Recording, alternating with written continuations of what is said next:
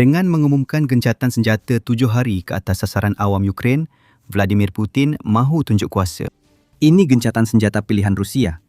Vladimir Putin akan dipuji. Tetapi, dia sembunyikan sesuatu. Rusia perlukan gencatan senjata kerana tenteranya semakin lemah hingga Vladimir Putin terpaksa hantar semula askar cedera ke medan perang. Apabila kami sebut tentang yang cedera, kami tidak maksudkan askar yang hanya mengalami kecederaan ringan dan masih dalam proses pemulihan. Kami bercakap tentang askar yang cedera teruk sehingga mereka tidak mungkin dapat berkhidmat untuk apa-apa tujuan lain selain dijadikan umpan meriam oleh Rusia untuk dilemparkan ke barisan pertahanan Ukraine. Kami bercakap tentang mereka yang kudung, yang dihantar semula ke Ukraine selepas kehilangan tangan atau kaki. Dan askar-askar malang ini tidak diberikan sebarang anggota palsu atau sokongan. Ini menunjukkan keputusasaan Kremlin dan sifat tidak berperi kemanusiaan Putin. Pemimpin Rusia sangat perlukan orang dihantar ke Ukraine walau apa jua keadaan agar dia dapat tunjuk kuasa yang sebenarnya tiada. Kita akan bincang semua ini nanti dalam video berkaitan isu amputee. Media United 24 melaporkan pada 30 Januari bahawa beberapa askar Rusia telah tampil berkongsi kisah mereka tentang apa sebenarnya maksud berkhidmat dalam tentera Putin. Salah seorang daripada mereka yang hanya dikenali sebagai Private Startsev adalah bekas banduan yang mengambil peluang untuk ke Ukraine pada tahun 2024. Dia kehilangan kaki di sana, tetapi tiada simpati menantinya di tanah air. Startsev dirawat baik di hospital Rusia sebelum terima arahan baru. Kembali ke Ukraine. Kami telah membayar dengan darah. Jadi apa sekarang? Patutkah kami mati begitu sahaja? Soal Startsev dalam satu video mengenai pengalamannya. Jawapan ringkas, ya. Askar seperti Startsev memang ditakdirkan mati. Bukan hanya mangsa yang terselamat dengan marah itu sahaja. Orang kudung yang Putin hantar semula ke barisan hadapan selepas mereka berkorban hampir segala-galanya untuk pencerobohan ketua mereka. Media United 24 melaporkan ramai askar Rusia kudung adalah dari Regimen Senapang Bermotor ke-126. Dan mereka menerima arahan daripada seorang kolonel bernama Konstantinov Volodymyr Mikhailovich.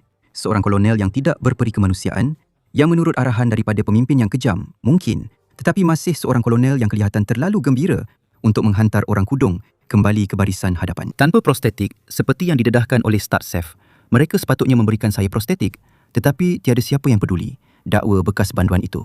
Dan status jenayah itu mungkin telah mempengaruhi keputusan Mikhailovich. Menurut Startsev, kolonel mendakwa semua askar Rusia yang banduan patut mati. Bagi banduan yang berjuang di Ukraine, ini dilihat sebagai jalan keluar dari penjara Rusia. Penjara-penjara yang sama kini mungkin menjadi laluan utama untuk askar Rusia melarikan diri dari kematian di Ukraine, seperti yang akan dibincang dalam video ini. Pendedahan Startsev tidak mengejutkan bagi yang mengikuti layanan Vladimir Putin terhadap tentera Rusia di Ukraine. Askar biasa Rusia bukan pertama kali dihantar ke barisan hadapan, walaupun tidak bersedia untuk bertempur. Ada juga cerita lain yang berlaku lebih setahun lalu. Contohnya, pada 6 Disember 2024, Moscow Times melaporkan melalui telegram Ostarozhno Navozhdy bahawa askar Rusia yang cedera kiat memprotes. Mereka keluar hospital awal untuk kembali ke barisan hadapan. Saluran itu melaporkan beberapa video menunjukkan askar cedera ada guna tongkat. Askar perlukan rawatan dihantar ke zon pertempuran bergari dari unit di Krasnodargrad. Mereka yang enggan dihantar dilabel penolak. Dihantar semula ke barisan hadapan dengan bergari dedah semua yang anda perlu tahu. Sejauh tahun 2024 sekalipun, Putin sangat terdesak untuk mengorbankan setiap titisan darah daripada mereka yang telah mendaftar untuk berperang dalam perangnya. Lagipun, seorang askar yang cedera tidak banyak berguna kepada Kremlin. Tetapi seorang yang mati, yang terkena peluru atau memaksa Ukraine menggunakan drone untuk membunuh mereka. Ia adalah umpan meriam masih berguna, sumber rosak yang dimaksimumkan Kremlin. Dan hanya itu yang Putin pedulikan. Askar mendakwa pegawai bertindak demikian selepas mereka enggan ke zon pertempuran dan menuntut rawatan diselesaikan dahulu. Saluran telegram itu menunjukkan Rusia kurang mengambil berat tentang pejuang perang Putin. The Moscow Times menambah penutup kecil pada cerita ini. Pegawai Rusia mendakwa hampir 98% askar cedera telah kembali berperang. Kremlin mungkin kongsi statistik itu untuk meyakinkan dunia bahawa askar cedera hanya alami kecederaan ringan dari pertahanan Ukraine. Mereka sentiasa kembali bersedia bertempur, walaupun yang cedera dihantar semula ke barisan hadapan. Sebaliknya, dari 98% yang kembali, berapa ramai benar-benar bersedia atau sanggup bertempur? Rusia tidak akan dedahkan jawapan itu. Banyak lagi perkara sebegini. Jika anda mendapat manfaat dari The Military Show, langgan untuk video akan datang tentang tentera Rusia. Dan percayalah, masih banyak lagi kisah di sebalik cerita ini. Pada Januari 2025, CNN kongsi video lebih terperinci berbanding Ostroshno Novosti. Jika saluran Telegram itu memaparkan askar-askar Rusia yang hampir digari dan dihantar semula ke medan perang, video CNN pula membuktikan bahawa segala yang dikatakan oleh saluran tersebut adalah benar. Ia menunjukkan askar Rusia berjalan terhincut di medan perang dengan tongkat, seolah-olah perlahan menuju serangan yang tidak sepatutnya disertai. Seorang askar dilihat bersendirian oleh drone Ukraine, berjalan perlahan dengan tongkat, terasing dan mungkin ketakutan menjadi sasaran mudah. Drone melepaskan letupan dan askar terbunuh. The New York Times dan Novaya Gazeta turut melaporkan kisah askar Rusia dihantar ke barisan hadapan walaupun cedera parah. Dan keadaannya menjadi lebih teruk daripada segala yang telah kami kongsikan setakat ini. Sebahagian daripada askar-askar itu bukan sahaja cedera, malah mereka sedang nazak akibat penyakit yang jelas menunjukkan bahawa Putin hanya menggunakan mereka sebagai umpan meriam. Askar dihantar ke barisan hadapan walaupun menghidap masalah serius seperti patah tulang, kanser tahap 4, epilepsi, penglihatan dan pendengaran terjejas, trauma kepala, skizofrenia serta komplikasi strok menurut New York Times. Novaya Gazeta melaporkan pada Disember bahawa Rusia mengumpulkan askar berpenyakit serius seperti hepatitis dan human immunodeficiency virus dalam unit tentera berasingan. Askar perlu pakai lengan khas supaya dikenali rakan. Saluran sama melaporkan beberapa askar Rusia dijangkiti penyakit parit seperti tuberkulosis akibat kekurangan air bersih. Sudah tentu, semua askar yang sakit ini mengalami nasib yang sama, seperti yang cedera dan yang kehilangan anggota badan. Mereka tetap dihantar ke barisan hadapan juga.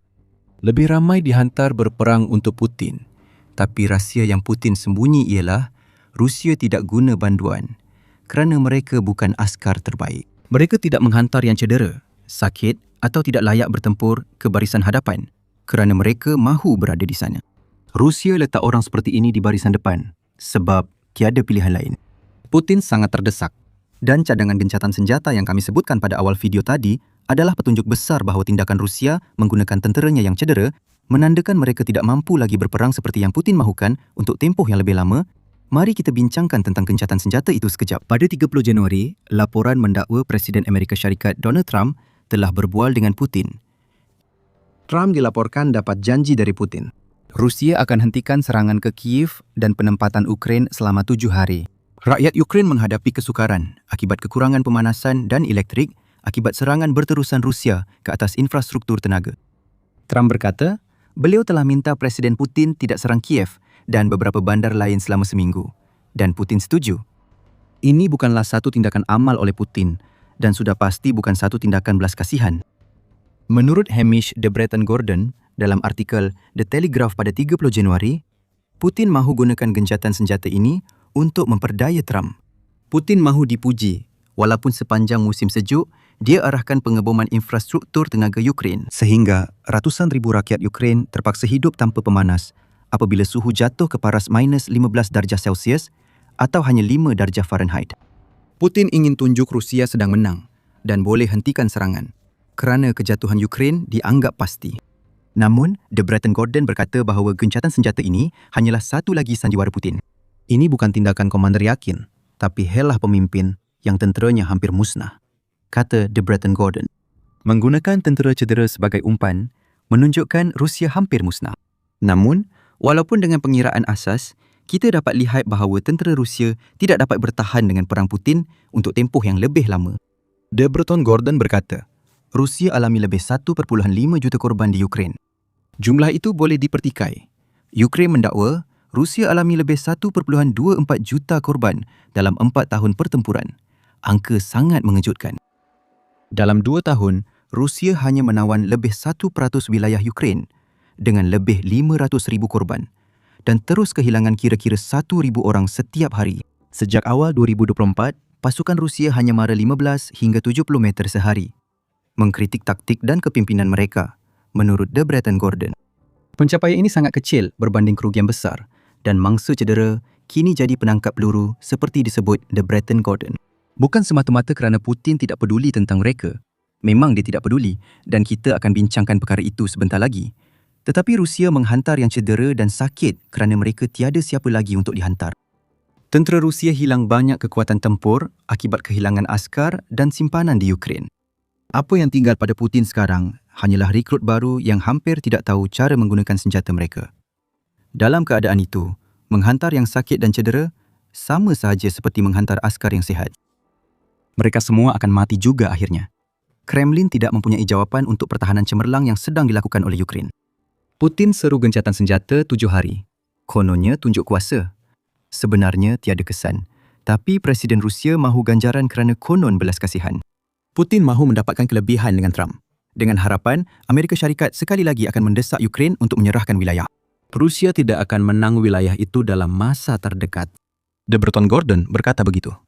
Beberapa penganalisis menganggarkan bahawa ia akan mengambil 1 juta lagi korban dan 4 tahun lagi pertempuran untuk menawan pelbagai wilayah Ukraine. Itu yang Putin mahu Zelensky lihat.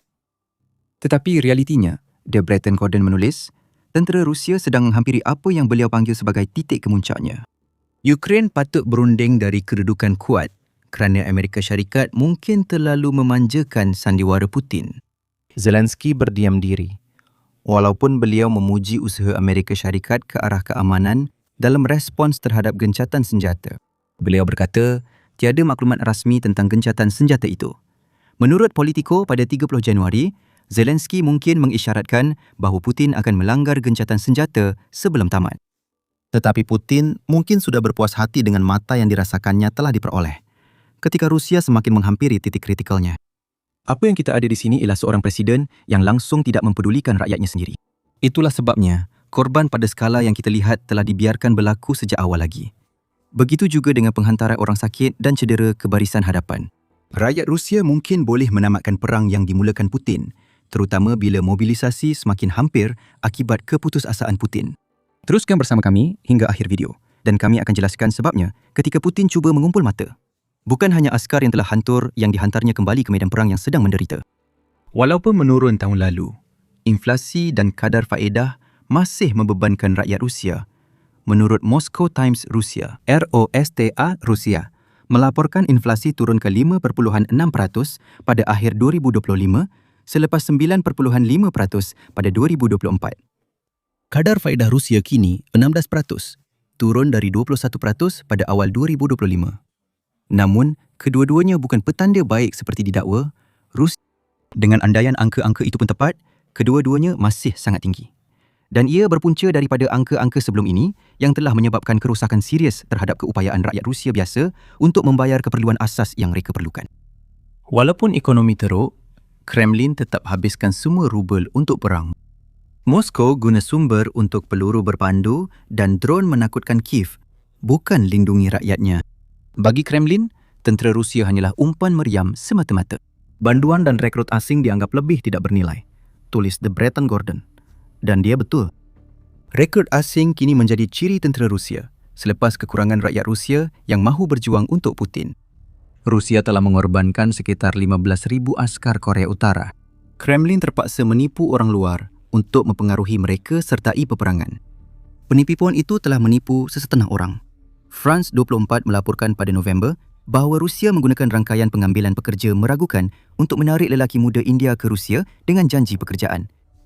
Anda pasti sudah boleh meneka apa yang berlaku kepada mereka. Mereka akhirnya dihantar ke Ukraine sebagai umpan meriam tambahan. FRANCA 24 melaporkan sekurang-kurangnya 44 rakyatnya kini sedang berperang di Ukraine dan beberapa lagi telah terkorban dalam pertempuran. Yang lain mungkin akan ikut, kecuali jika boleh lari. Rekrut luar negara ini ialah askar pakai buang Rusia, lapor Medusa pada 22 Januari. Menurut penyelidik Institut Kajian Antarabangsa Denmark, Karen Philippa Larsen, mereka sedang direkrut. Rusia memerlukan ramai untuk berperang. Jadi, 20,000 warga negara ketiga didaftarkan berperang di Ukraine, kata Medusa. Selain 20,000 warga Rusia baru dinaturalisasi, ramai mungkin menukar nyawa demi kewarganegaraan itu. Tentera Rusia kini kekurangan veteran, anggota simpanan dan askar terlatih berbanding permulaan peperangan. Tentera kini terdiri daripada yang sakit, cedera, tertipu dan sesiapa yang boleh dicapai Kremlin. Jumlah mereka kekal tinggi, walaupun serangan askar baru sering dimusnahkan. Putin ada sebab lakukan semua ini. seperti yang kami sebutkan awal video ini. Setiap askar yang tidak patut berjuang untuk Rusia dihantar atau kembali ke Ukraine tetap berada di sana kerana Putin benar-benar perlu mengelakkan satu perkara yang boleh menjadi titik tolak kepada sokongan yang dia ada untuk pencerobohan malangnya itu, mobilisasi. Kematian tentera Rusia di Ukraine terus meningkat. United 24 melaporkan Menteri Pertahanan Ukraine Mikhailo Fedorov menyatakan 35,000 askar Rusia mati atau cedera parah pada Disember 2025 sahaja. Fedorov menetapkan sasaran Ukraine capai 50,000 sebulan pada 2026. Bagi Putin, kematian sebesar itu tetap bencana, walaupun dia anggap rakyat Rusia seperti barang dagangan. Jika ia berterusan, jika ia terus berlaku, ia pasti akan memaksa mobilisasi. Jika Putin mahu meneruskan perang. Rusia pernah cuba taktik mobilisasi sebelum ini. Pada September 2022, Putin mobilisasi separa, menyebabkan penghijrahan besar rakyat Rusia dan ketidakpuasan awam. Putin memberi amaran awal supaya orang ramai tidak lakukan mobilisasi lagi, terutama pada skala yang Rusia perlukan untuk bina semula. Apa-apa saja yang menyerupai tentera yang cekap dan ketidakpuasan hati mungkin akan berkembang menjadi pemberontakan. Kedudukan politik Putin sudah pun cukup koyak. Dia tidak perlu menambah kemarahan rakyat Rusia ketika mereka menghadapi masalah ekonomi dan kematian ramai saudara di Ukraine. Tetapi kemungkinan mobilisasi juga merupakan satu peluang untuk Ukraine. Putin bergantung pada gambaran peperangan di Ukraine sebagai pilihan lebih baik untuk banduan Rusia berbanding hukuman penjara. Media United 24 menyatakan jika Putin perlu mobilisasi, situasinya berbeza. Penjara kini kelihatan seperti pilihan yang lebih baik berbanding Ukraine. Rakyat Rusia kini sedar hasrat Putin menghantar mereka ke perang Ukraine lalu menolak dengan tegas. Media tunjuk Rusia beri hukuman penjara berat kepada yang enggan berkhidmat selepas dikerah tentera. Kira-kira 17,000-18,000 askar Rusia dipenjara 10 tahun kerana melarikan diri dari unit mereka. Penolak sebelum dihantar ke Ukraine tetap dihukum, biasanya sekitar 2 tahun. Namun, banyak mahkamah wilayah Rusia lebih memilih mengenakan denda kepada yang enggan berkhidmat berbanding penjara. Lelaki bernama Kirill hanya didenda $245 kerana enggan berkhidmat walaupun melalui 4 atau 5 perbicaraan. Ini bukan hukuman berat. Lebih baik daripada dihukum mati kerana enggan menyerang atau dihantar ke medan perang tanpa anggota atau dengan penyakit serius. Kehilangan ratusan dolar atau dipenjara beberapa tahun di Rusia lebih baik daripada berperang dan mati di Ukraine. Mungkin itu boleh jadi dorongan untuk negara umpan meriam yang cuba diwujudkan Putin menentang presidennya. Cuma katakan tidak. Mobilisasi akan terbantut kerana bahkan Putin tidak boleh terlepas daripada memenjarakan ratusan ribu rakyat Rusia yang perlu dihukumnya kerana enggan berperang.